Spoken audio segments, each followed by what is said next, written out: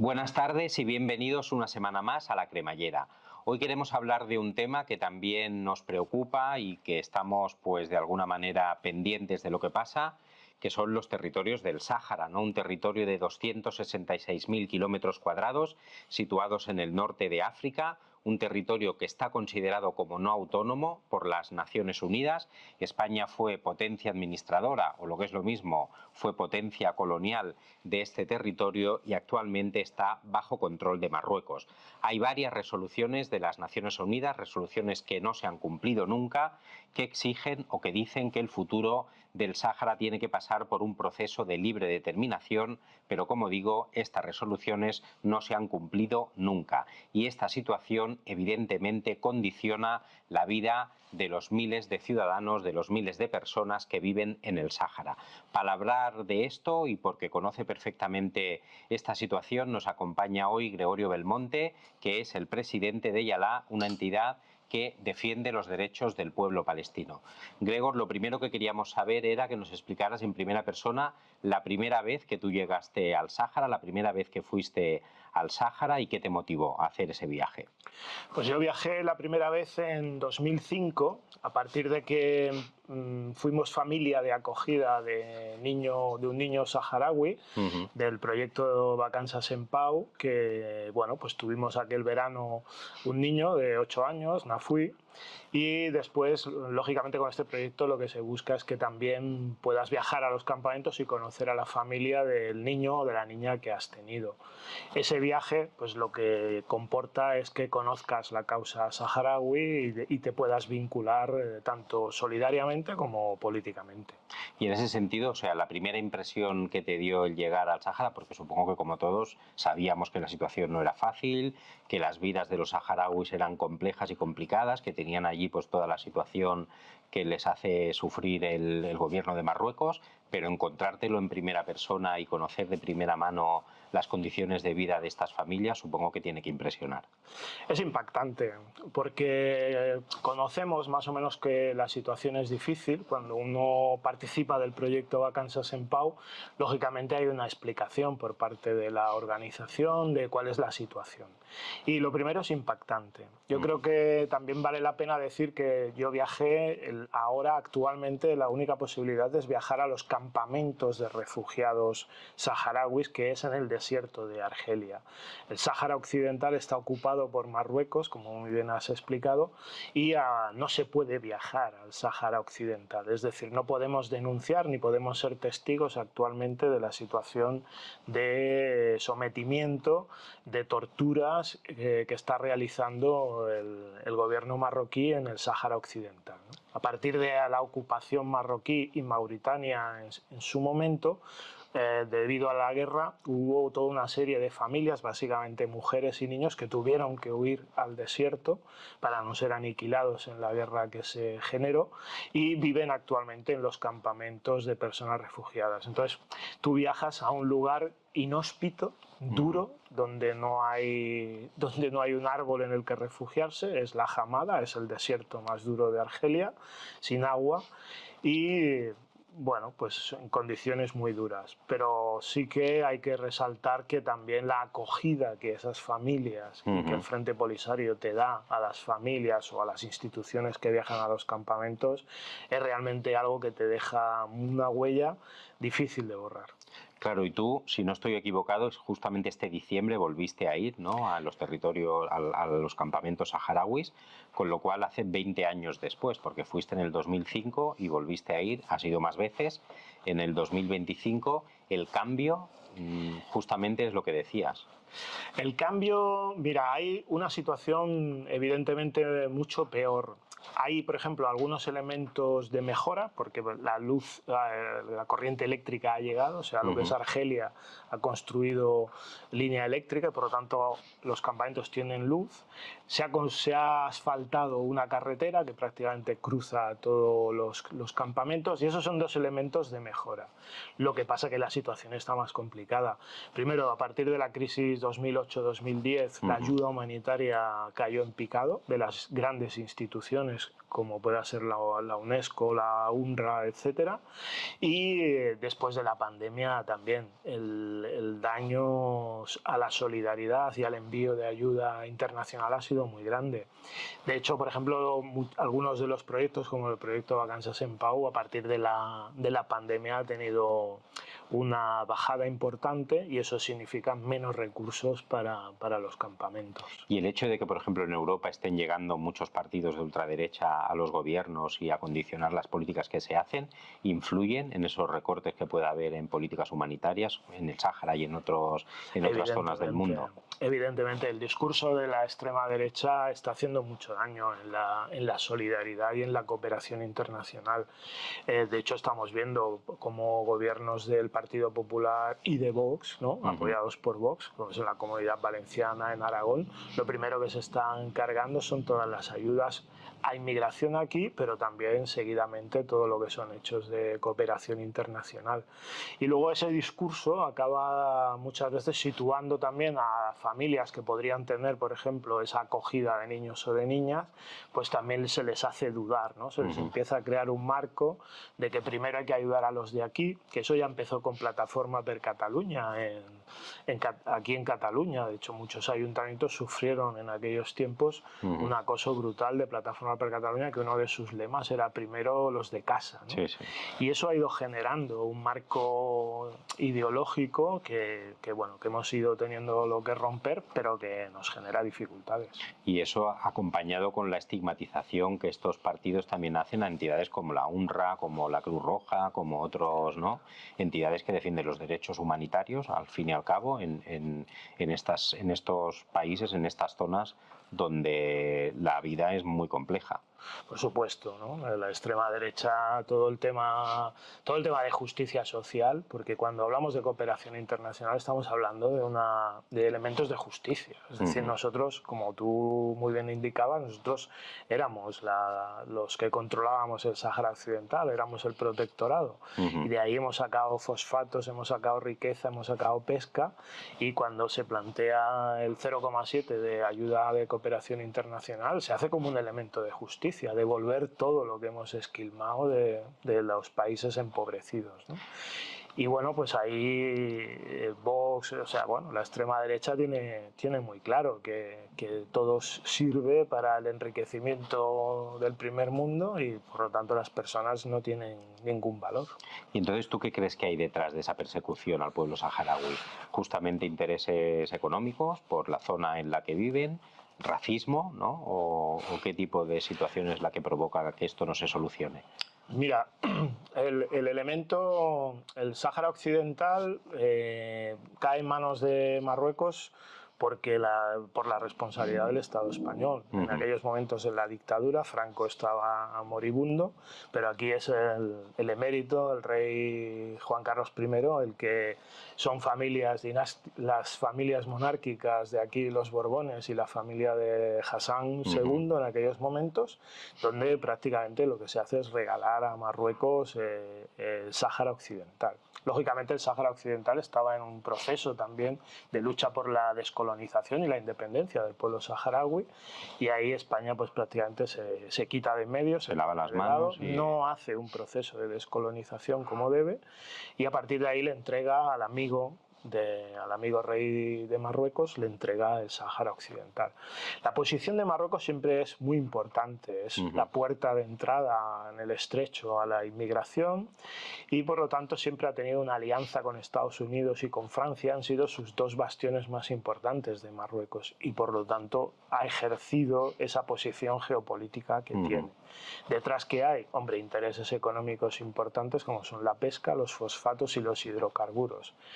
Hay estudios que indican que hay petróleo en las tierras del Sáhara Occidental y por lo tanto, pues como aquí lo primero que manda es el dinero, pues bueno, el pueblo saharaui, su causa no ha tenido los pasos que como tú bien comentabas al principio, deberían haber llegado. En 1988 hay un acuerdo de paz entre Marruecos y Sáhara auspiciado por la ONU que indicaba que debía haber un referéndum, o sea, había una paz y había de celebrarse un referéndum, ¿no? Ese referéndum no se ha celebrado. ¿Por qué? Porque evidentemente a Marruecos no le interesa. Marruecos lo que ha querido es colonizar con más personas marroquíes el Sáhara Occidental, y cuando ese referéndum se pueda dar, que lo pueda ganar cómodamente. Claro. Y la comunidad internacional, con España a la cabeza, lo que han hecho ha sido nunca pedir que ese referéndum se celebre, ¿no? ¿Qué hay detrás? Pues evidentemente las tensiones políticas que ejerce Marruecos y los intereses económicos que la Unión Europea también ha acompañado en este caso. Claro, y ahí lo que sorprende también es que Marruecos no cumple las resoluciones de la ONU, pero la Unión Europea tampoco exige el cumplimiento de las mismas, no sanciona de ninguna manera que haya un incumplimiento tan flagrante. Al contrario, la Unión Europea ha cerrado acuerdos de pesca con Marruecos, de explotaciones mineras en el Sáhara Occidental, y las ha cerrado con el gobierno marroquí y las ha aprobado en la Unión Europea. El Parlamento de la Unión Europea ha criticado de diferentes formas esos acuerdos de pesca y esos acuerdos minerales, y de hecho hay resoluciones del Tribunal Superior de la Justicia Europea donde ha invalidado esos acuerdos. Aparte de muchas razones, la primera es que no se ha consultado y no hay el acuerdo del gobierno saharaui delante de esos acuerdos, porque al no producirse son acuerdos que el Tribunal Superior ha anulado. La cuestión es que la Unión Europea no ha retrocedido ni ha dado pasos atrás, pero la Unión Europea ha acompañado esa situación del gobierno marroquí, y de hecho, bueno, nos encontramos con que han viajado diputados diversos, tanto del Parlamento de Cataluña como del Congreso de los Diputados españoles, que viajan a los territorios ocupados y no se les deja bajar del avión para comprobar la situación que se está dando. Claro, y ahí hay también una complicidad, ¿no?, entre otros gobiernos de la zona. Totalmente, claro, totalmente. Ya digo, Marruecos, Mauritania, tienen un enclave geográfico muy importante. Hay miedo al crecimiento del islamismo extremo que se está produciendo en el Sahel, eso es así. Marruecos es una barrera de contención importante. Argelia, por ejemplo, siempre ha estado en la órbita, por decirlo así, de Rusia, o en su momento más de la Unión Soviética. Argelia siempre ha sido un gobierno más de izquierda, socialista, de hecho, los campamentos refugiados están en el desierto de Argelia, y Argelia como que ayuda al como pueblo que es saharaui, digamos, ¿no?, un país de acogida. Exactamente. ¿Y sigue jugando ese rol a nivel internacional? Sí, Argelia, de hecho, el último movimiento que se produjo de ruptura de relaciones entre Argelia y España fue debido a la carta de Pedro Sánchez. Al cambio de posición del Partido Socialista. España ha cambiado de posición, en este caso el Partido Socialista cree que la solución que plantea Marruecos de que el Sáhara Occidental sea una autonomía dentro del Estado marroquí puede ser viable, ¿no? Y eso contradice todas las resoluciones de la ONU. Y en esa carta, de hecho, Argelia rompió relaciones con España, que bueno, ahora se han vuelto otra vez a recuperar. Retomar, ¿no? Bueno, luego al final seguiremos por la vía esta política, pero nos interesa sobre todo la vida, ¿no?, de la gente en el Sáhara, que al final es lo que Yalá también intenta de alguna manera dignificar, ¿no? Tú, que has estado allí muchas veces y que has visto la evolución en los últimos 20 años, ¿cómo explicarías el día a día de una persona que vive en el Sáhara, en los campamentos del Sáhara? Pues la vida es muy difícil, la vida es dura. Tenemos que pensar que allí es un campamento de refugiados, no hay donde trabajar, no hay industria, no hay posibilidades de desarrollo de nada. Simplemente pues la gente lo que hace es intentar sobrevivir y vivir, ¿no?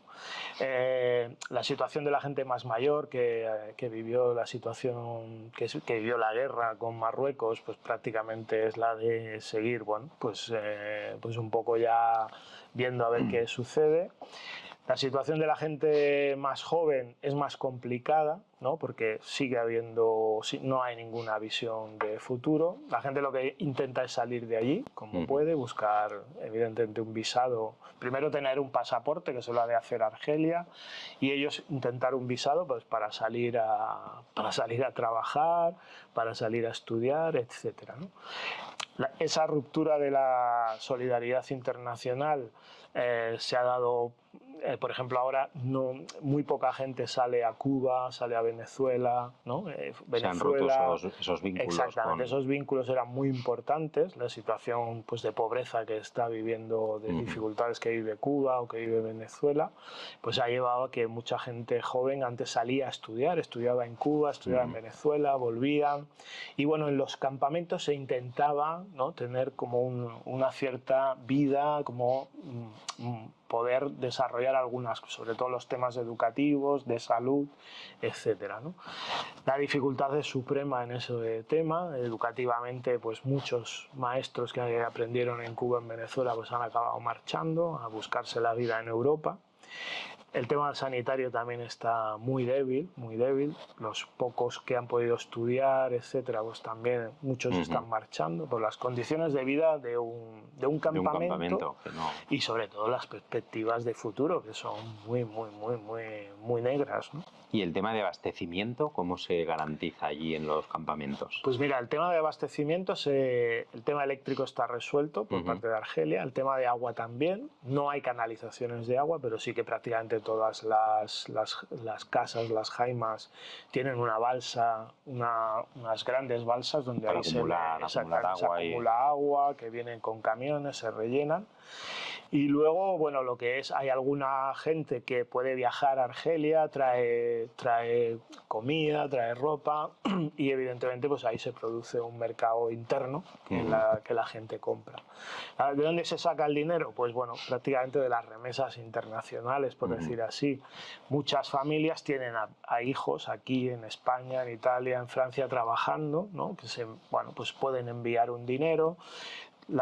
Todavía hay entidades que tienen proyectos allí, familias que hemos tenido de acogida a niños y niñas, pues bueno, también hacemos nuestros envíos en dinero, en ropa, en alimentos, en medicamentos, y eso genera, pues lógicamente, que la gente pueda ir tirando, Y yo, si no tengo mal el dato, hay 180.000 saharauis que viven en los campamentos. La ciudad, digamos, estratégicamente más cercana es Tinduf, que es la que funciona un poco como nexo, ¿no? de conexión y de comunicación entre los territorios. Y, por ejemplo, para poder viajar allí, ¿qué recorrido tenéis que hacer? Mira, nosotros para poder viajar a los campamentos, normalmente tienes que pedir un visado a Argelia. Cuando son así viajes de vacanzas en Pau, de proyectos de cooperación, es mucho más sencillo. A veces se suelen hacer visados colectivos. Pero de hecho, cuando nosotros viajamos allí, por ejemplo, podemos entrar a los campamentos, pero no podemos entrar a Argelia. Vamos como cooperantes y entonces el acceso es simplemente a los campamentos. Llegáis a Tinduf y os llevan directamente. Nos recoge la policía y nos introducen en los campamentos y a Tinduf no podemos ir. Tendríamos que solicitar un permiso y un visado especial. Eso es básicamente, es una de las grandes dificultades. De hecho, a veces nos encontramos con donaciones aquí de material, pero que no podemos gestionar porque el viaje, pues tienes que bajar en furgoneta hasta o Alicante o Algeciras, básicamente Alicante para entrar por Argel y bueno, y luego para poder cruzar y entrar a los campamentos se necesitan visados. ¿No?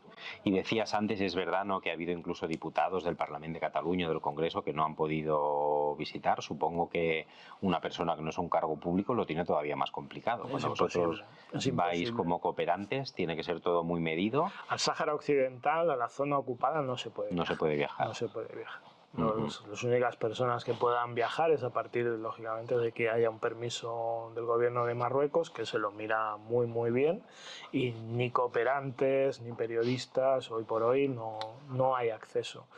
La verdad es que es una zona oscura tremendamente tremendamente oscura, donde hay una represión, donde hay violaciones de los derechos humanos constantemente.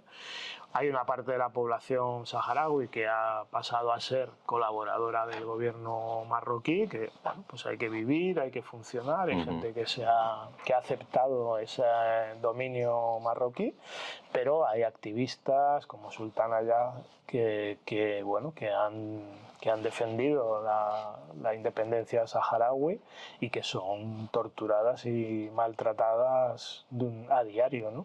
Hace unos años hubo una protesta importante en el desierto que fue reprimida por el gobierno marroquí duramente, una madrugada, incendio de las jaimas, etcétera, ¿no?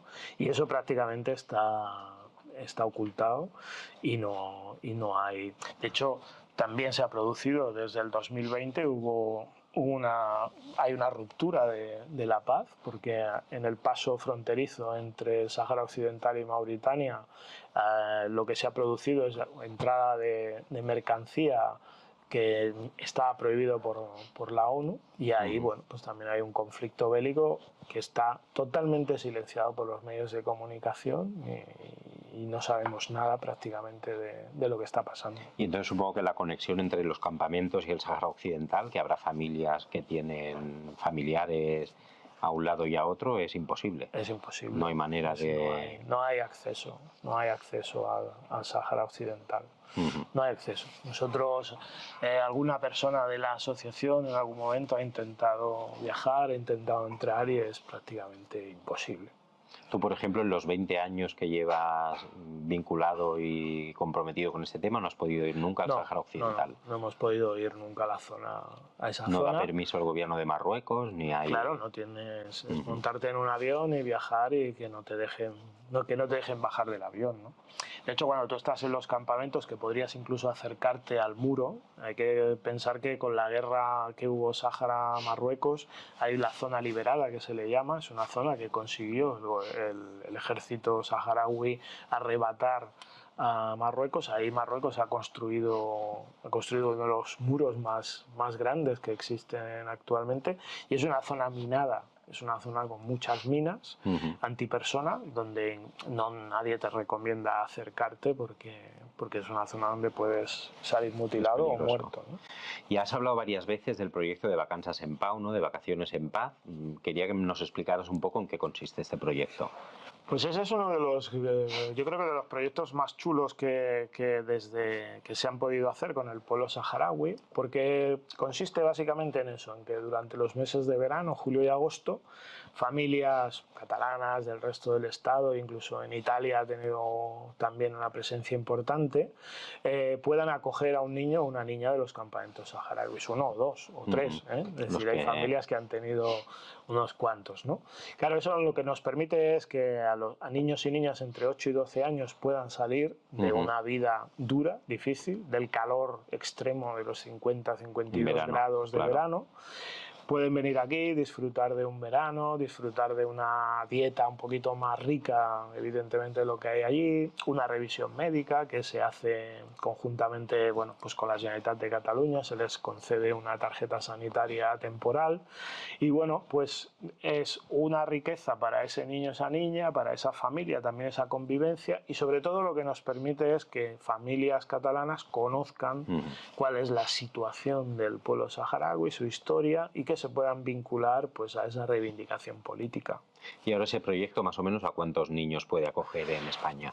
Pues en España estaríamos del orden de los 600, 700, creo, no tengo el dato en la cabeza. En Cataluña estamos hablando de unos 200 niños. Lo que sí que es que pues, ha ido perdiendo mucho peso. Nosotros antes de pandemia aquí en Cataluña hemos tenido 1000 familias, ¿no?, acogedoras, y ahora estamos en orden de las 200, 300 y en el resto de España igual, ha caído bastante. ¿Y ha caído por lo que hablábamos antes, por la persecución que hay de las políticas de cooperación o por otros motivos que también las familias de aquí han sufrido una crisis que les imposibilita poder acoger a lo mejor de la manera en la que querrían? Yo creo que hay diversas causas. La primera causa es primero la situación de dificultad que tienen las familias actualmente, sobre todo uno de los grandes baches fue el 2008-2010, hubo una crisis financiera, hubo una crisis importante y por lo tanto hubieron familias que se lo plantearon y dejaron de acoger, ¿no? No es un coste económico importante porque la verdad es que muchos ayuntamientos pues, colaboran económicamente pues, para el tema de los billetes de avión, que en este caso sería el elemento más caro, porque luego pues, el niño y la niña es cuestión de integrarlo y come lo que comemos todos y donde vamos todos, ¿no? Pero sí que es verdad que eso influyó mucho. Yo creo que hay otro elemento que es el elemento también a veces de la estructura laboral, ¿no? De los turnos de trabajo. Hoy en día como que hay mayor imprevisión en casi los turnos que voy a tener la semana que viene, ¿no? El sector servicios hace que mucha gente esté trabajando en turnos de mañana, de tarde, tiene que tirar de los abuelos y entonces, bueno, ven dificultoso traer un niño o una niña y encajarlo sobre todo porque los abuelos, ¿no? Esa suele ser una de las excusas importantes cuando abordamos en la calle a familias para ver si se animan. Ese es uno de los elementos mayores, ¿no? Y entonces los niños vienen en junio. Finales de junio. Finales de junio y hacia septiembre se vuelven. Finales de agosto suelen marchar. Y ya te digo, yo es una cosa que animo, ¿no? Desde aquí, desde vuestro podcast, porque yo he tenido 3, ¿no? En todos estos años, 3 diferentes, y es una experiencia alucinante, ¿no? Alucinante, porque son chavales o niños o niñas, lo primero que viven con sus familias allí, son niños queridos, no son niños problemáticos, con problemas sociales ni nada, son niños juguetones, divertidos, ¿no? Otra cultura.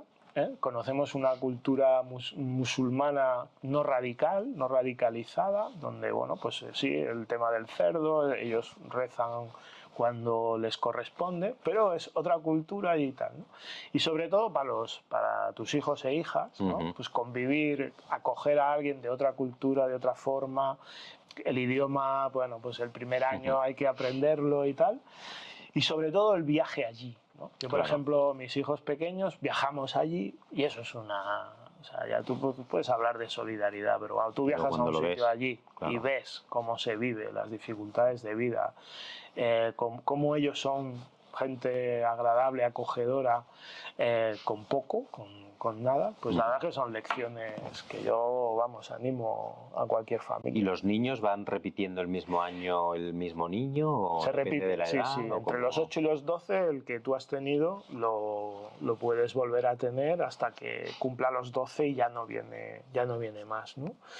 A ver, también hay un seguimiento, es decir, esto no es algo que yo quiero y tal, siempre tenemos algunas entrevistas anteriores, ver un poco la idoneidad de la familia y también se hace un seguimiento a los niños y niñas que vienen, que si no tienen un comportamiento correcto, al año siguiente no repiten, ¿no? De hecho, allí hay una cierta selección también que garantizando que van a la escuela y a partir de ahí tienen opción a este programa de Vacances en Pau, ¿no? Y bueno, yo creo que permite perfectamente, pues eso, durante 4 años tener una relación hasta hoy, ¿no? Entonces, yo el primer niño que tuvimos, pues hoy vive aquí en Barcelona. Para nosotros es como nuestro hijo y para mis hijos es como su hermano. De hecho, nosotros cualquier evento que hacemos, pues él está en el grupo de WhatsApp de familia y tal, ¿no? Y con el resto, pues cuando pues tenemos un contacto asiduo por WhatsApp. Claro, eso te iba a preguntar, a partir de los 12 años no se pierde el contacto, ¿no? Mantenéis habitualmente... Claro, se mantiene. Luego también hay proyectos, hay proyectos para estudiar. Después de los 12 está el proyecto Madrasa, que es un proyecto que acompaña a la Generalitat para que tú tengas la acogida, la tutela la tiene la Generalitat y vienen al revés. Vienen en invierno para estudiar mientras y en verano van a ver a su familia allí a... Y es un proyecto muy interesante. ¿Y esto hay una vinculación entre un proyecto y otro? O sea, los niños que a lo mejor de 8 a 12 están en acogida aquí en verano, después a partir de los 12 vienen a estudiar con el Madrasa. Lo importante es la familia de aquí que reclame, que se apunte a ese programa, a ese proyecto la familia de allí también que garantice igualmente que el niño va a venir durante ese tiempo, sobre todo animarlos a eso, a que vienen a estudiar. De hecho, el visado que tienen es mientras tengan una matrícula escolar. Y bueno, es un proyecto que ha dado buenos resultados y todo viene enganchado. Sí. ¿Y qué hay que hacer para participar, para animar a la gente a que participe? Pues contactar con las asociaciones que aquí en Sabadell, por ejemplo, pues estamos nosotros, está Ayala, está Marcos, ahora no recuerdo cuál es el nombre de Sabadell, pero saharauis. exacto, ¿no? Marcos también es un veterano que conoce perfectamente el proyecto, o dirigirte al ayuntamiento, que los ayuntamientos conocen perfectamente estos proyectos, ¿no? Ya digo, a partir de ahí nosotros lo que hacemos es un poco explicar el proyecto, explicar, bueno, la idoneidad. La idoneidad es tener ganas, pero hombre, siempre, pues si es una familia que ya tiene niños o niñas, pues es mucho más fácil, ¿no? Claro. Porque son chavales que vienen, que tienen ganas de jugar y a lo mejor dices, hombre, si yo no tengo hijos, salir a la playa en verano, el parque y tal. Pero nada, con esas 4 cosas es muy fácil. Y luego estás acompañado. Claro. Todas estas familias están acompañadas por nuestra asociación, por otras familias que tenemos experiencia, niños y niñas saharauis que hoy están aquí y que en un momento de necesidad, pues para traducir o para quedar por el niño que no acaba de encajar, bueno, sobre todo lanzar ese mensaje que la familia no se queda sola. Y has dicho que tú has tenido 3 niños, ¿no?, de acogida en estos años y la experiencia buena, positiva. Genial. Para ti, para ellos, sí, para sus familias, para todo el mundo. Sí, nosotros hemos tenido 2 niños y una niña. Justo la niña fue hasta el año del COVID, cuando el año del COVID ya vino la última vez. Esta Hanna era una niña, bueno, pues con algunas cuestiones médicas que, bueno, pues la verdad es que ahí la sanidad pública también se comporta muy bien, ¿no? Estuvimos con algunas pruebas con ella en San Juan de Dios y bueno, la verdad es que todas las experiencias, tenemos contacto con ellos, ahora cuando estuvimos en los campamentos estuvimos en sus casas y bueno, y incluso con esa pena de que no les puedes ayudar más, ¿no? Porque claro, ellos, la primera cuestión es que les gustaría venir a Europa, lógicamente, porque la situación allí, sobre todo el futuro, y viendo cómo la geopolítica internacional se mueve, para ellos está muy difícil. Y decías que cuando vienen aquí se les hace una revisión médica. En el caso de que se detecte alguna cosa grave, ¿se les hace después un acompañamiento o cómo funciona el tema? Sí, aquí hay proyectos. De hecho, en Sant Cugat hay una casa que financia el Ayuntamiento de Sant Cugat y que la Asociación de Sant Cugat gestiona, donde hay 6, 7, 8 niños, niñas que tienen o están en tienen una intervención quirúrgica o algún tratamiento de largo recorrido. Hay una serie de monitores que acompañan la casa y de hecho, vamos, si hay algún tratamiento que esos niños han de hacer, se les hace aquí en Cataluña. Nosotros, de hecho, este fin de semana, por ejemplo, hemos estado en Madrid visitando a un niño, una familia que, bueno, con la que estamos muy vinculados en el Sáhara y que ha sido operado en La Paz, ¿no?, de Madrid, de un cáncer de riñón y bueno, pues bueno, ahí yo creo que la solidaridad internacional funciona y la administración pública también da el do de pecho, que es importante. Claro, que es una de las cosas que hay que preservar de la extrema derecha. Hay que seguir servicios luchando públicos, y trabajando para mantener eso. Servicios públicos universales, ¿no? Y después de los niños que tú has tenido en acogida, cuando ellos llegan aquí a Cataluña, cuando llegan a España, ¿qué es lo que más les sorprende? Que el cambio, supongo, que de vida de lo que tienen allí a lo que se encuentran aquí es radical. Es un cambio radical. Ahora con internet es más fácil, ¿no? Es más fácil, pero vamos, las escaleras mecánicas del aeropuerto cuando sale, genial. El grifo, ¿no? Los grifos de monomando, el grifo de monomando ven salir agua, aquellos, ya te digo que ahí no hay canalizaciones de agua, ahí tienen unas balsas. Al principio eran depósitos, o sea, ahora sí que hay como unas balsas un poco más higiénicas, pero antes eran depósito de agua. Depósito, venía el camión, echaba agua. Claro, eso para ellos era genial, ¿no? Y bueno, sobre todo, yo qué sé, las bicicletas, ordenarlos en la calle, por ejemplo. Yo recuerdo Hash, que yo tuve Hash, era un trasto, ¿no? Y el primer día fue salir a la calle y enseñarle lo que era la acera y lo que era la calzada donde pasaban los coches, porque fue salir y se fue detrás de una paloma corriendo, ¿no? Y casi lo atropellan y tal, en fin. Pero bueno, sí que ellos disfrutan de cosas que para nosotros son cotidianas. Claro. Pero luego son muy agradecidos, ¿no? Además, yo creo que sí que hay algunos chavales pues que lógicamente vas a un centro comercial y alucinan y lo quieren todo, pero bueno, cuando dices que no, y esto sí, esto no, y nada, lo aceptan con total normalidad. Normalmente cuando marchan, pues tú ya les preparas una bolsa de cosas, pues tanto de, yo qué sé, atún, aceites, arroces, etcétera, algún juguete, la ropa, por ejemplo, ¿no? Yo recuerdo la primera vez enviamos mucha ropa. Y cuando viajamos, pues dices, bueno, llegas allí y bueno, la ropa la llevan los primos, los hermanos y todo el mundo. Que si allí, se la van... Exacto, ¿no? Y muchas veces alguien te dice, ¿y qué tallas enviamos? Y tal, tú envía. Que alguien lo aprovecha. Allí rápidamente, si a uno se le ha quedado el jersey pequeño, lo coge el siguiente y no hay problema. Y cuando están aquí los niños, ¿preparáis actividades también para que ellos no pierdan el contacto? ¿Conviven con otros niños que han venido del Sáhara? O... Sí, habitualmente, por ejemplo, se recomienda, si es posible, apuntarlos a un casal de verano, ¿no? De alguna escuela o deportivos, y entonces los de la zona, del barrio, la ciudad y tal, intentar que vayan juntos a ese casal está bien. Y si no, fomentamos pues por la tarde quedadas en el parque, se suele hacer una visita al Tibidabo, al Cosmo Caixa, algún parque acuático, ¿no? Que incluso también colabora muchas veces en hacernos un descuento en los precios y tal. Y bueno, eso ayuda mucho a que, primero, que las familias se encuentran y los detalles, ¿no? ¿Qué ha pasado? Mira lo que ha hecho el mío. Se van explicando anécdotas. Exacto. Y situaciones. Eso ayuda mucho y sobre todo intentamos que las familias estén acompañadas. Claro. ¿Y las familias de allí del Sáhara cómo reciben el proyecto? Para ellos es sensacional. O sea, decir, claro, yo muchas veces explicamos eso, es decir, tú ponte una familia de allí que un hijo de 8 años lo envías a España, a la otra parte del mundo, que no sabes lo que te vas a encontrar. Eso es una confianza brutal, ¿no? Es una confianza brutal. Y para ellos es muy importante ya no solo por el tema que va a estar bien cuidado, porque bueno, pues habrá una vuelta con alimentos o con un poco de dinero y tal, sino por el tema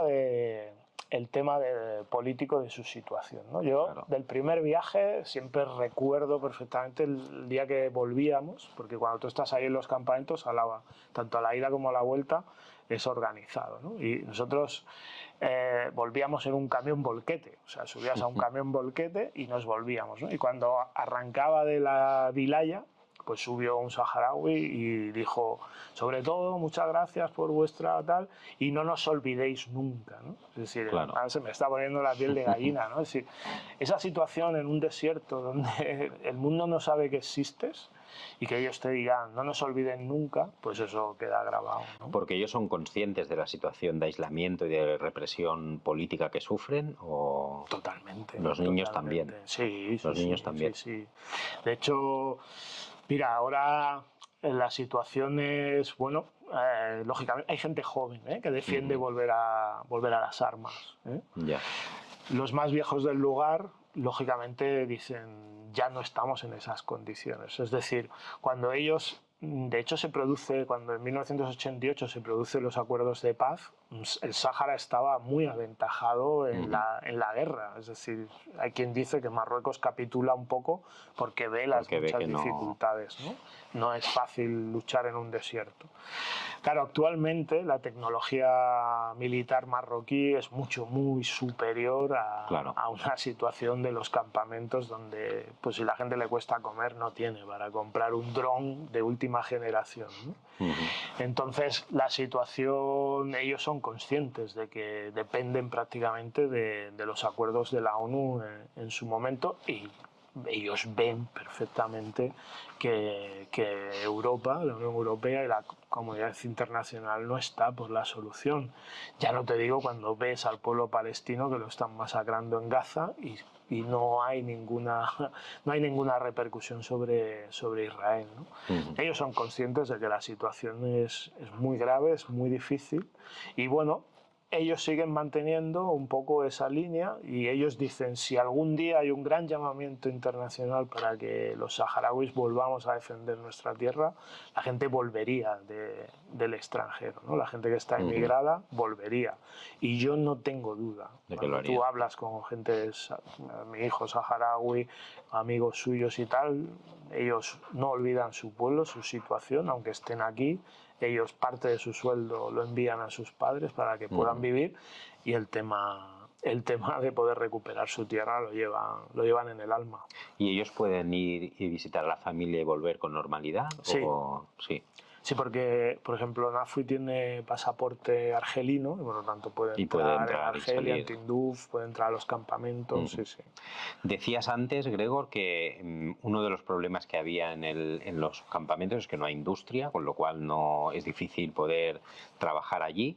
Y de la misma manera que uno de los proyectos que tenéis es el de Vacanzas en Pau, para que los niños vengan aquí a pasar el verano, vosotros también tenéis un proyecto interesante allí en los campamentos, que es el de la fábrica de jabón, ¿no? Me gustaría que nos explicaras un poco en qué consiste este proyecto.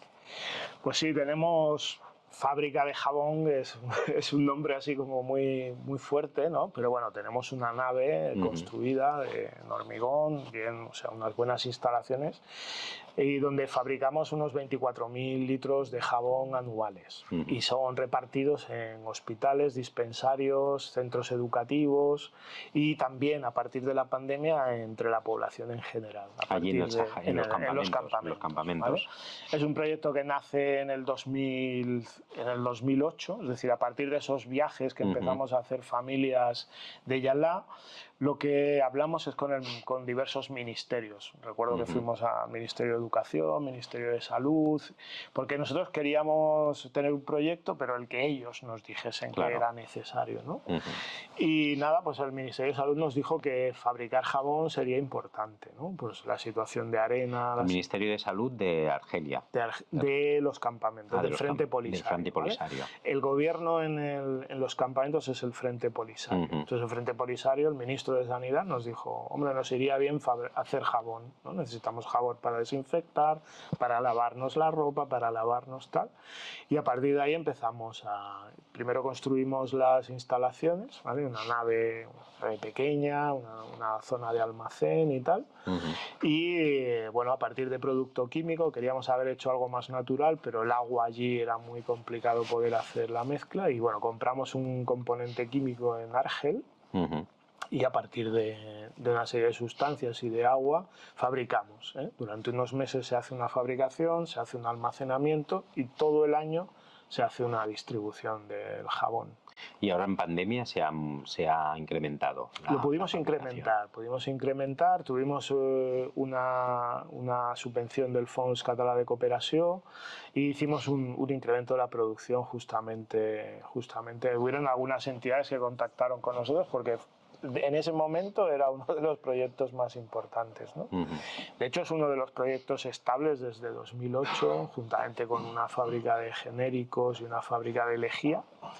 Es uno de los proyectos que no ha parado de funcionar y que ahora, ya digo, a partir de la pandemia tiene mucho más sentido también. ¿Y cuánta gente puede trabajar allí Pues allí tenemos a 4 personas, hay 2 que prácticamente trabajan todo el año y 2 que lo que hacen es la fabricación puntual. Es decir, los 4 hacen la fabricación durante 3 meses y luego los otros 2 pues mantienen un poco eso, la distribución y estar atentos a todo eso. La fabricación se hace en invierno por cosas lógicas. Claro. Pudimos poner aire acondicionado, ahora tenemos algún problema con el aire acondicionado y estamos buscando recursos para poderlo mejorar. ¿Y eso está complementado con formación o tenéis algún acuerdo para los niños también allí a nivel educativo y eso? ¿O no, va por una vía es... diferente? Exacto. ¿Y la financiación que tiene es toda de cooperación, de fondos de cooperación? Es de fondos de cooperación que surgen básicamente del Ayuntamiento de Sant Adrià, que es donde ella la creció en su momento, y allí hay una convocatoria anual de subvenciones a proyectos de cooperación a la cual nos presentamos y bueno, y un poco complementamos con recursos propios a partir pues ahora de Sant Jordi, de la venta de libros o de alguna cena, algunos elementos puntuales. Hacemos una serie de obras de teatro con amateur, donde bueno, esas entradas también pues, nos sirve para financiar una parte del proyecto. ¿Y en qué nivel o a qué nivel mejora la vida de los saharauis un proyecto como este? Pues mira, mejora la vida del empleo de esas 4 personas, básicamente, y sobre todo el tema de salud. El tema de la desinfección, poderse lavar las manos, el tema de poderse duchar. Es un jabón que sirve también pues eso, para limpiar, para desinfectar todo lo que es el mobiliario de los dispensarios, de las escuelas. Y bueno, pues los elementos de mejora de la salud son a partir de las estadísticas que hace el propio ministerio. De hecho, nosotros cuando viajamos a hacer un poco de seguimiento de la fábrica de jabón nos reunimos evidentemente con el Ministerio de Sanidad y ellos, vamos, sí, tenemos los datos, los albaranes de entrega de todo el jabón y ha habido una mejora. El Fons Català de Cooperació también ha viajado a auditarnos el proyecto, siempre pues con buena nota. De aquí de Sabadell también me consta que ha bajado algunas técnicas, pues, sabéis que hay proyectos con el Parc Taulí que bajan a operar y a hacer asistencia médica. Incluso ahí, ya te digo, hay técnicas del Ayuntamiento de Sabadell que han bajado a conocer la fábrica y siempre, bueno, es un proyecto que está muy bien valorado. Y decías que hay otros proyectos parecidos, por ejemplo, de lejía, ¿no? Sí, hay un proyecto de fabricación de lejía y un proyecto de fabricación de genéricos. El de genéricos sé que lo lleva Medicus Mundi. Sí. Y el de lejía ahora no recuerdo exactamente quién lo lleva, pero bueno, esos tienen fondos de cooperación del Fons Català de Cooperació y la verdad es que son también proyectos interesantes. Y nosotros del último viaje nos pide el Ministerio de Salud poder fabricar desinfectante, no lo que sería la lejía, sino desinfectante para suelos, ¿sabes? Para poder desinfectar infraestructuras y tal. Y bueno, vamos a ver si ahora que estamos trabajando en Sabadell y en Barberà también, pues a ver si podemos tener... Pero claro, supongo que una de las prioridades será evitar que en un campamento que no tiene las condiciones que podría haber de saneamiento público no haya ningún tipo de problema de salud pública. Básicamente, sí, es muy importante. Y el hecho de, o sea, tener un proyecto que está condicionado a que haya subvenciones y por tanto no sabes si en 1 año, 2 años o 3 años va a poder seguir adelante, supongo que también genera una responsabilidad a las personas que estáis al frente de estas entidades. Sí, la verdad es que nos genera esa responsabilidad que dices, pero sobre todo nos hace que estemos constantemente pidiéndole a nuestros responsables políticos de que la cooperación se mantenga, ¿no? Las convocatorias de subvenciones a proyectos de cooperación se deben de mantener, ¿no? Claro. Justamente en estos momentos en los que, bueno, pues parece que hay menos dinero para todo, que primero hay que ayudar a los de aquí, ¿no? Todo este discurso que al principio del podcast situabas muy bien, nosotros un poco ese trabajo que hacemos político es ese, ¿no? Es decir, pedirle a los ayuntamientos, al Fons Català, a la Generalitat, que no abandonen esa vía, ¿no? Es una vía de justicia, es una vía de poder revertir a los países empobrecidos lo que los países enriquecidos tenemos ahí en esa balanza, ¿no? Y ese es un poco nuestro trabajo, ¿no? Es decir, la semana pasada pues, nos reunimos con regidores del Ayuntamiento de Barberà del Vallès que, por ejemplo, hasta ahora no tenían una convocatoria abierta, sino que vehiculaban la cooperación a partir del Fons Català, y creemos que los ayuntamientos han de ser elementos primordiales para que esa cooperación no se pierda. Y no solamente por el tema económico, repito, el tema político, ¿no? Es decir, la solidaridad internacional pasa precisamente porque hay situaciones mucho más extremas que la nuestra. ¿Y ahí detectáis compromiso por parte de las administraciones públicas o todavía nos faltaría dar muchos pasos adelante? Hombre, detectamos, afortunadamente, por lo que yo conozco es el área metropolitana, creemos que hay sensibilidad, ¿no? El PSC, Comuns, CUP, Esquerra Republicana son partidos sensibilizados con ese tema, y bueno, creo que ahí mantenemos bien. Una de las grandes dificultades que nos estamos encontrando es con todo el tema administrativo, burocrático de intervenciones y secretarios municipales, ¿no? Ahí tenemos dificultades, cada vez hay más dificultades en la justificación, incluso interventores que sitúan que eso no es una competencia municipal, el tema de la cooperación, y que pues que eso se debería vehicular por otras vías, ¿no? Más que es un tema de Generalitat y tal, ¿no? Y bueno, esa es una de las grandes batallas. Nosotros cuando nos reunimos con equipos municipales les pedimos eso, ¿no? Valentía ante la burocracia, pedir sobre todo que eso no se pierda, ¿no? Y buscar alternativas para que no se pierda un elemento de justicia, y sobre todo que el tema de sensibilización en el mundo actual es muy importante. Y claro, tú planteabas una cosa que a mí me parece que también tendríamos que ver cómo analizamos. O sea, es importante que haya esa voluntad política, ¿no?, por parte de los gobiernos y de las administraciones para que se mantengan los proyectos de solidaridad y de cooperación, pero quizá ir a la raíz del problema y que el compromiso político sea exigir que se cumplan las resoluciones de las Naciones Unidas no estaría mal. No estaría nada mal, ese es el elemento, ¿no? Es decir, claro, lo ideal sería que no tuviésemos que tener proyectos de cooperación internacional, sino que lo que tendríamos que tener es eso, es respetar los derechos humanos y luego la intervención internacional que tenemos, ¿no? Yo creo que de las cosas que he aprendido de la cooperación recuerdo la primera vez que tuve contacto con el tema de la cooperación internacional, es lo que te piden otros pueblos, los pueblos empobrecidos. Yo recuerdo, ¿qué queréis? Que nos dejéis en paz. Claro. ¿No?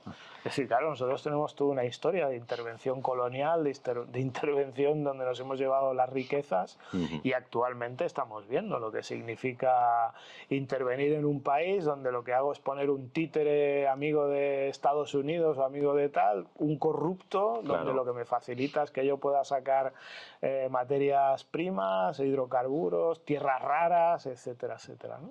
Claro. Ese es el elemento en el que políticamente hay que trabajar, que la justicia, es decir, la justicia es eso, y no el primer mundo. Estamos acostumbrados a ir al tercer mundo a decirle lo que tienen que hacer, a llevarles nosotros la democracia, ¿no? Bueno, no hay un ejemplo en el primer podcast que hicimos con unas compañeras de Palestina y una compañera judía. Claro, al final tenemos un criminal como es Netanyahu, que tiene una orden de detención internacional, pero se pasea por el mundo como si no pasara nada, con lo cual pues está muy bien, ¿no? Y yo creo que es de agradecer que gente como tú y como vosotros pues estéis implicados en políticas de solidaridad, pero también tenemos que exigir que se cumpla el derecho internacional, porque si no, mal vamos. Y en esa línea, ¿por qué crees tú que no se cumplen las resoluciones de la ONU? ¿Tiene tanta fuerza Marruecos para vetarla o es que hay intereses más allá del gobierno marroquí para que esto no se cumpla? Son intereses de Estados Unidos y de Francia. Es decir, Marruecos, si no va de la mano de Estados Unidos y de Francia, no hubiese tenido la fuerza que ha tenido para sostener ese conflicto con el Sáhara Occidental, no tengo duda. Y entonces, a partir de ahí, pues bueno, todos esos encajes internacionales hacen que un país tenga más fuerza o menos fuerza. Claro. Y Marruecos tiene una situación geográfica importante que hace que ahí, bueno, de hecho, la carta, por ejemplo, de Pedro Sánchez que diciendo que podría ser el tema de la autonomía una salida, se produce cuando hay una presión migratoria en Ceuta y Melilla. Es decir, cuando Marruecos quiere cabrear al gobierno, cuando un gobierno socialista ha dicho algo del Sáhara, enseguida abren la frontera y por lo tanto lo que hace rápidamente es bajar, cierra la frontera, bueno, pero entonces el tema del Sáhara no me lo toques, ¿no? Eso ha sido así. De hecho, conocemos cómo Felipe González va a los campamentos de refugiados saharauis en su momento y promete la autodeterminación al pueblo saharaui. Nunca más se supo de Felipe González, aparte de que hoy pues, es alguien que defiende el neoliberalismo como nadie, ¿no? Pero claro, cuando el elemento internacional es el beneficio económico, sea el que sea, y la protección sobre todo de que yo tengo que tener los recursos naturales, el control de los recursos naturales, petróleo, minería, etcétera, pues hace que bueno, las causas estas se olviden. Pero es que no es que se olviden, es que ya me interesa tener una buena relación con Marruecos y bueno, si Marruecos está chafando a los saharauis en el Sáhara Occidental y tengo una población de 200.000 personas en el desierto, me da igual, Marruecos me interesa porque me permite, por ejemplo, y en el caso de España hay como 6, 7 pesqueras importantes gallegas que están pescando en las aguas del Sáhara Occidental, que es un territorio de los saharauis, no marroquí. Tenemos empresas mineras que están llevándose los fosfatos del Sáhara Occidental. Tenemos a Gamesa, tenemos a Bengoa, es decir, hay empresas que están participando en el Sáhara Occidental y que tienen la protección del gobierno español, de la Unión Europea y evidentemente de Estados Unidos. O sea que nos seguimos comportando como una colonia, pero de otra manera, ¿no? Con más vinculada a los intereses económicos que a otra cosa. Correcto. Ahora ya sabes, los embajadores ya no son del gobierno, sino que nuestros embajadores son las empresas, ¿no? Los presidentes de las grandes compañías. Esos son la gente que tiene el teléfono directo con los presidentes de gobierno y los que evidentemente se mueven. Marcan las relaciones que se tienen que dar entre países. Correcto. Y ahí el papel de España, o sea, históricamente tenemos una responsabilidad histórica, ¿no? En lo que ha pasado en el Sáhara Occidental, y el papel de España deja mucho que decir. Mucho, la verdad es que mucho. ¿Ves? Yo creo que ellos, además, los saharauis como que lo lamentan mucho, ¿no? Es decir, sí. Eso lo detectáis cuando estáis allí, se detecta. Ellos lamentan ese abandono total, porque muchos de ellos han tenido carnet de identidad español. Claro. Es decir, era la 50 y tal provincia, ¿no? En su momento, y mucha de esa gente tiene DNI español, ¿no? Y bueno, pues ellos vivían allí, etcétera, etcétera. Había un cierto protectorado, el ejército ahí en Villa Cisneros, etcétera. Pero claro, evidentemente la promesa, ellos pensaban que se iba a hacer un proceso de descolonización y ya digo, Felipe González es uno de los mayores responsables de esa desilusión, ¿no? Alguien que va allí, que promete y que a partir de ahí abandona totalmente, ¿no? Claro, incluso ha habido iniciativas en el Congreso para dar nacionalidad española a descendientes de saharauis y a las personas que sufrieron esa represión en aquella época. Exacto. Y actualmente creo que hay una iniciativa en el Congreso que se está trabajando. Y bueno, de hecho, una de las denuncias hace poco, es decir, hay una persona que pidió asilo que venía del Sáhara Occidental, ha pedido asilo, no recuerdo el nombre exactamente, pero lo que ha hecho el gobierno español, el gobierno de Pedro Sánchez, ha sido devolverlo a Marruecos y hoy por hoy está en la cárcel negra, está encarcelado. O sea, él pidió asilo aquí como persona represaliada de derechos humanos, etcétera, y lo que hizo el señor Marlaska es devolverlo a Marruecos y por lo tanto a partir de ahí a la cárcel directamente. Entregarlo directamente. Y el papel, o sea, el papel de la Unión Europea está condicionado por el de España o Francia tiene más peso. Hombre, yo creo que Alemania, Francia y España evidentemente son los tres motores de la Unión Europea, ¿no? Y lógicamente España hoy en día tiene un peso, pero bueno, segura el peso del interior bruto que tiene Francia, ¿no? ya te he ido diciendo en el podcast, Francia es uno de los siempre de los aliados de Marruecos, claro, por todo el tema de los fosfatos, por todo el tema del equilibrio que él que tiene con Argelia, ¿no? Es decir, Argelia fue evidentemente una colonia francesa donde se produjo un proceso, una guerra de independencia importante, y eso llevó a Francia a acercarse muy mucho a los marroquíes como amigos, ¿no?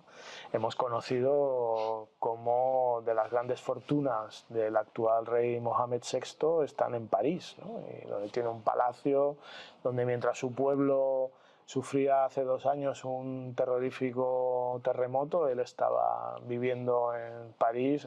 Nunca mejor dicho, a cuerpo de rey. A cuerpo de rey, correcto. Y decías también que hay evidencias de que no se cumplen los derechos humanos en el Sáhara Occidental. Muchísimos. ¿De qué tipo? Pues mira, prácticamente todo aquel que no acepta la ocupación marroquí no trabaja. Y a partir de ahí vives prácticamente en la indigencia. No puedes, no hay ninguna posibilidad de que tú puedas denunciar tu situación. Las represiones son palizas, son violaciones a personas, a mujeres en su propia casa. Las cárceles, la cárcel negra más famosa de Marruecos, donde bueno, las condiciones son totalmente infrahumanas, palizas. Bueno, creo que cualquier persona hoy en día por internet tenemos acceso a toda la información. Si no a todas las verlo, torturas que se han producido, ¿no?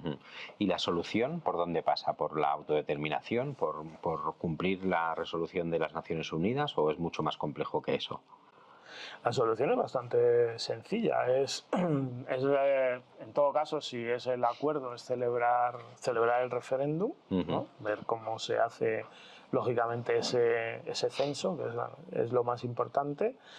Pero vaya, en todo caso, aceptar la resolución, que eso es zona del Sáhara Occidental. España es la responsable todavía internacionalmente, y es devolverle a quien tenía su casa, sacar al ocupa, que es Marruecos, y devolverle su casa a los saharauis, ¿no?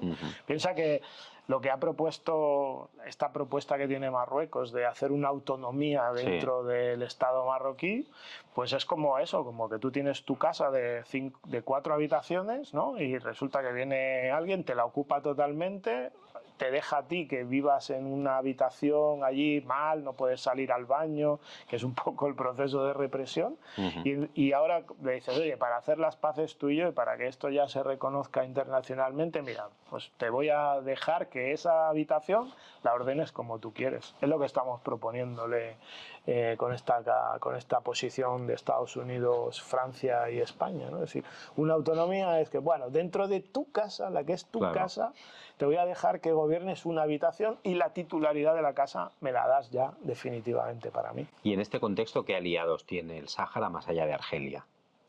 ¿Con quién puede contar a nivel internacional más allá de Argelia después de que España los ha dejado tirados? Pues tiene algunos países árabes, hay toda una serie de países que han reconocido al Frente Polisario, ¿no? La República Árabe Saharaui. Hay países con un cierto reconocimiento, uno de ellos, por ejemplo, es Sudáfrica.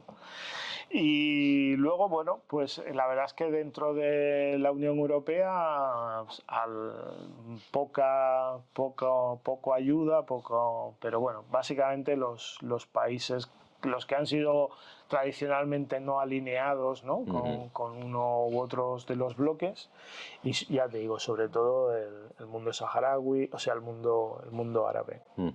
Y ahí, claro, Sudáfrica también algún día tendremos que estudiar un poco el papel que está jugando, ¿no? Porque fue quien inició todo el tema de llevar a Netanyahu al Tribunal Penal Internacional, y también quien está defendiendo los derechos del pueblo saharaui. Evidentemente, ¿no? Yo creo que sabemos lo que ha significado el apartheid en Sudáfrica y lo que significa cuando has sido tú prácticamente ocupado, has sido torturado y has sido vilipendiado en tu propia casa, ¿no? Por lo tanto, los gobiernos sudafricanos el pueblo sudafricano tiene ahí una cierta sensibilidad sobre lo que significa que te ocupen tu tierra, ¿no? Claro. Pues yo creo que sí, que esa es una de las cosas que tenemos que defender, ¿no? Es decir, hay pueblos que evidentemente el tema de los derechos humanos siguen siendo un elemento importante. La Unión Europea debería de aprender mucho, ¿no? En este contexto internacional parece que la Unión Europea somos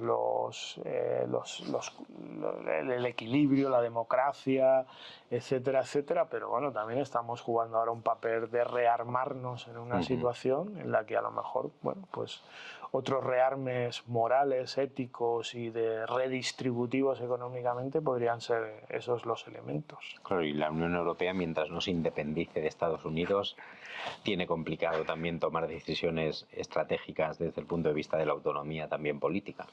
Bastante, ¿no? Ese es un gran debate, es decir,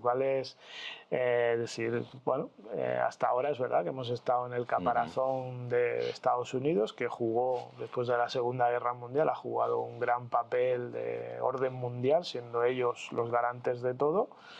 Y bueno, ahora parece que tienen otra situación, que es una situación de un retroceso otra vez al proteccionismo y a ser un imperio otra vez un poco feudal en el mundo. Bueno, la Unión Europea tiene esa oportunidad, pero no sé, yo no veo tampoco... No eres muy optimista en ese sentido. No sé, yo no... Me parece a mí que, claro, yo creo que la Unión Europea, ¿no? El Parlamento Europeo, teniendo una configuración mayoritariamente de derechas, pues bueno, ya sabemos que primero prima lo económico y después priman las personas. Claro. Y para ir acabando, una pregunta que siempre me gusta hacer al final de la entrevista. Nosotros desde aquí, ¿qué podemos hacer? ¿De qué manera podemos ayudar? Tanto desde el punto de vista humanitario como desde el punto de vista de la presión política para resolver el problema de raíz. Desde la línea humanitaria, pues mira, el proyecto Vacances en Pau es un proyecto importante que nos permite muchas cosas, ¿no? Muchas cosas, desde la parte más vital a la parte más de solidaridad, a la parte de ayuda directamente al pueblo saharaui, estar atentos también a nuestros municipios, ¿no? Hay filas de solidaridad, siguen habiendo muchas entidades de solidaridad internacional y por lo tanto, bueno, pues a ser un poco generosos, ¿no? Es decir, yo creo que eso es importante. Y políticamente, pues a seguir pidiendo que estos conflictos que están ocultos, que no interesan en los medios de comunicación, que salgan a la luz, que se puedan cubrir, ¿no? Y creo que es eso, y pedirle a los partidos, al Parlamento de Cataluña, al Congreso, a nuestros ayuntamientos, a que no olvidemos que detrás de esos conflictos hay personas, claro, ¿no? Que se nos parte el alma cuando vemos la situación de aniquilación del pueblo palestino, y cuando vas al Sáhara pues ves que, bueno, pues que no hay ninguna razón ni motivo para que tengamos a un pueblo abandonado, sin prácticamente agua potable y en una situación sin futuro, ¿no? Claro, pues nosotros poco podemos hacer también desde aquí, más que poner este podcast a disposición de que podáis explicar los proyectos que estáis también impulsando desde Yalá. Nosotros no nos vamos todavía porque sabéis que falta seguramente la parte más importante de este programa, y es que venga nuestro compañero Juanma. Bueno, Juanma. Hola, ¿qué tal? ¿Qué tal? Buenas tardes. Una semana más aquí contigo. Hola, Juanma. Me han dicho que eres el potro torturador de esto, ¿no? Sí. Hay que ir con mucho cuidado con lo que te diga Juanma. A un examen, a ver miedo me das. No, bueno, a ver, sabes que a mí me gusta empezar yo cada vez que hablo con una anécdota, pero esta vez no voy a empezar con una anécdota, ¿no? Sino con una pregunta. Venga, con una pregunta un poco seria de cómo iba de esto. Pues yo quiero que el que nos está escuchando entienda qué diferencia puede haber entre Marruecos y el Frente Polisario, pero pongámonos políticos, a nivel de que la gente vea que existe, no es solo por apoyar la independencia y la libertad de un pueblo, que está bien, sino que también hay más entramado detrás, hay unas ideas, una forma de vivir, una cultura que choca, o sea, que El Estado de Marruecos no es lo mismo que lo que en teoría se debería construir como el Estado saharaui. No, el reino de Marruecos, Exacto, el reino de Marruecos. Es un rey. Hay un parlamento títere totalmente, ¿no? Y prácticamente allí en Marruecos quien manda es Mohamed VI, que es actual, que es hijo de Hassan II, y aquello es una dictadura total.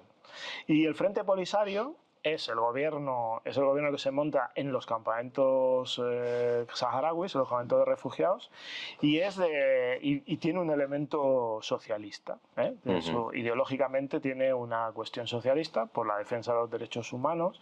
Hay que pensar que, por ejemplo, en los momentos de guerra eran las mujeres las que gobernaban en el Frente Polisario, en los campamentos. La organización de las comunidades saharauis era la mujer la que tenía el papel importante, y además son personas musulmanas, pero de una tendencia totalmente nada radical, donde la mujer tiene un papel importantísimo. Bueno, pues ahora sí. Ya veo, Juanma, en la próxima temporada nos vamos a intercambiar los papeles. No. Te vas a poner tú a hacer las entrevistas y yo hago tu sección. Ni mucho menos, ¿no? Porque a mí, además, si yo hago las preguntas serias, luego no puedo hacer las divertidas, que son las que... Bueno, pues hoy al invitado le vamos a someter a un mini pasapalabra. Venga. Vas a tener que poner el cronómetro, aquí me vas a tener que ayudar. Te ayudo. ¿Cuánto tiempo tiene? 4 minutos. Vamos a ver, cada pregunta es una letra de abecedario, con la A, con la B, como el pasapalabra, como el rosco este. Correcto. No las vamos a poner todas porque si no estaríamos media hora. Pero vamos a ver en 4 minutos, y yo leyendo muy rápido, y esperemos que se me entienda, porque a veces no se me entiende. 4 para todas. 4 minutos para a ver si es capaz de hacerlas todas, y si no, ¿cuántas ha hecho? Pongo 5. ¿5? ¿No? Bueno, vale. Venga, va. Yo soy un profe bueno. Para ir. Pues va, cuando tú me digas. Vale. ¿Estás preparado? Al ataque. Vale. Tiempo. Con la A, expresa política saharaui que en el 2009 realizó una huelga de hambre de 32 días en Lanzarote. Aminetu Haye. Muy bien. Con la B, apodo por el que se conocía al joven periodista saharaui que fundó el antecesor inmediato del Frente Polisario. No lo sé. Vale. Con la C, nombre por el que se conoce a los jefes de tribu en el Sáhara Occidental, o también llamados notables saharaui. Paso. Con la D, población costera ocupada por Marruecos y anteriormente conocida como Villa Cisneros. Dakhla. Muy bien. Con la E, principal ciudad de zona invadida por Marruecos conocida como Sáhara Occidental, la capital. La ciudad más importante. ¿Ayun? Muy bien, El Ayun. El Por eso he Ayun. dicho con la E. Perdón. Con la F, principal partido de la República Árabe Saharaui Democrática. Frente Polisario. Muy bien. Con la G, término árabe utilizado en el Sáhara para referirse a cuencas de agua natural como pequeños lagos. No lo sé. Vale. Con la H, uno de los 3 idiomas reconocidos por la República Árabe, los otros 2 son el árabe y el español. Hassani. Muy bien, hostia, muy bien. Con la I, nombre del actual líder del Frente Polisario. Ibrahim Gali. Muy bien. Con la M, ¿cómo se conoce la misión de Naciones Unidas en el Sáhara? Minurso. Ostras. Con la S, la República Árabe Saharaui reconoce 2 provincias. La del norte se llama... No. Paso. Con la T, lugar donde se encuentra la primera universidad de la República Árabe Saharaui. ¿Tinduf? No. No. Bueno, siguiente. Con la V, nombre por el que se conoce al muro construido por Marruecos. Muro de la... Vergüenza. Muy bien. Con la W, la provincia saharaui conocida como Río de Oro. Está difícil. Venga, con la I, nombre por el que se conoce a la Asociación de Solidaridad con el Pueblo Saharaui. ¿Con la I? No, con la Y. Con la Y. Ah, con la Y. Perdón, Yalá. Muy bien, muy bien. Y por último, con la Z, si es culpa mía. Nombre popular por el que se conoce a un animal en la zona del Sáhara, también conocido como fenec o feneco, con la Z. Ni idea. Bueno, pues ya está. ¿Le ha dado tiempo? Pues sí, le ha sobrado 2 minutos. 2 Fíjate minutos. tú. Ostras. Pero es que hay muchas que hay he fallado, preguntas muy difíciles, Claro. Juanma. Este examen No, yo de ha sido ahí a... me ha superado, ¿eh? Porque Sí. si lo hubiera Tú querías yo- dejarlo a 0. Y has visto que... No, pues la verdad es que no, la última es Cerro del Desierto. Zorro del desierto. Sí. yo no sabía ni que existía este animal, lo estoy buscando y dije, anda, pues es conocido. Pues mira que allí no... A mí la que me ha sorprendido que sepa es la de Hassan, la de idioma. Hassanía. Sí, Hassanía, sí. el idioma es Hassanía. Que es el idioma que se habla. Es un dialecto, un sí, es un dialecto árabe. Sí, Y además muy curioso, lo estoy buscando, porque es como es de las tribus de por ahí, se ha mantenido muy como árabe clásico un poco. O sea, que no tiene mucha influencia de él. ¿Y la ciudad universitaria, que yo me he quedado con esa duda, cuál es? Sí, hostia, eso es un proyecto que si vuelvo otra vez, Grego, le podríamos preguntar si él conoce. Es la Universidad de Tifariti. Tifariti. Perdón. Pues no lo conocía, la verdad. Pues ya investigaremos. Y tienen página web y están activos y de todo, ¿eh? Pues ya investigaremos. Y ahora la sorpresa final. Sí, es verdad que ya... Sí, mira, tenemos un grupo de música local, como siempre digo, que para cada ocasión nos hace una música. Y bueno, pues, como no puede ser de otra manera, nos ha hecho una para el tema de la lucha saharaui y grabamos las reacciones del invitado, el típico vídeo de reaccionando a tal música, pues lo mismo. Y a ver qué te parece. Vamos a ello.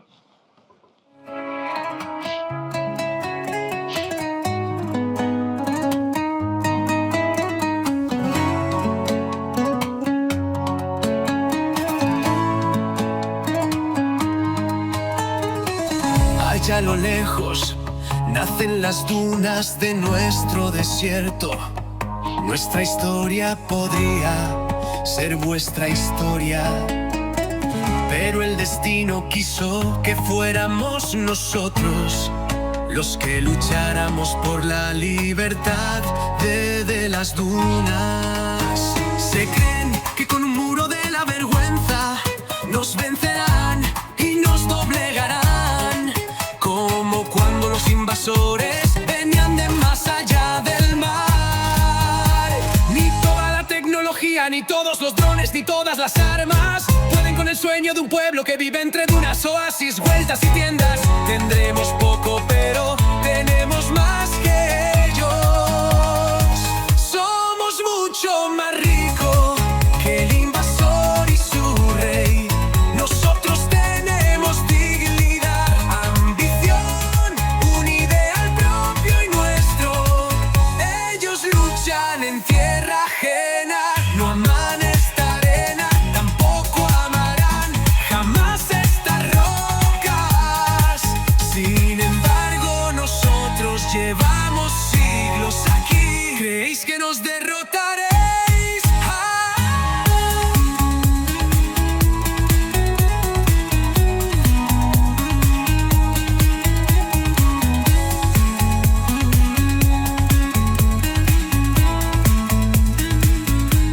Hasta aquí.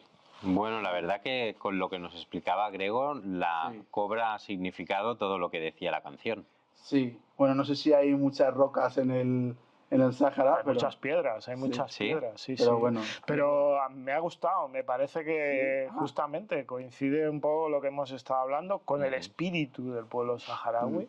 Está bien. Y no, yo creo que un acierto, ¿eh? Felicitar a quien haya hecho Se lo esa trasladaremos. canción porque además, no sé, ya la pasaréis, que yo creo Sí, que me ha gustado mucho. Vale. Bueno, Juanma, pues muchas gracias por estar una semana más aquí en esta Otra más. sección y a ti, sobre todo, Gregorio, no solo por el trabajo que hacéis en Yalá, contar con nosotros. Ya te volveremos a llamar seguramente para que nos expliques algún otro proyecto más, porque creo que es fundamental lo que hacéis, no solamente, como decía, desde el punto de vista humanitario, que ese es seguramente el primer parche que tenemos que poner, sino también de concienciación política para cambiar de raíz el problema que vive el Sáhara. Nada, gracias a vosotros por invitarnos a este podcast y encantado en todo aquello que podamos trabajar juntas. Y vosotros, nada, dejamos aquí este episodio del podcast hablando justamente del Sáhara. Estamos ya llegando al final de la temporada, como sabéis, estamos teniendo conversaciones muy interesantes, pero de aquí a 15 días nos volvemos a ver. Buenas tardes y no dejéis de bajaros la cremallera.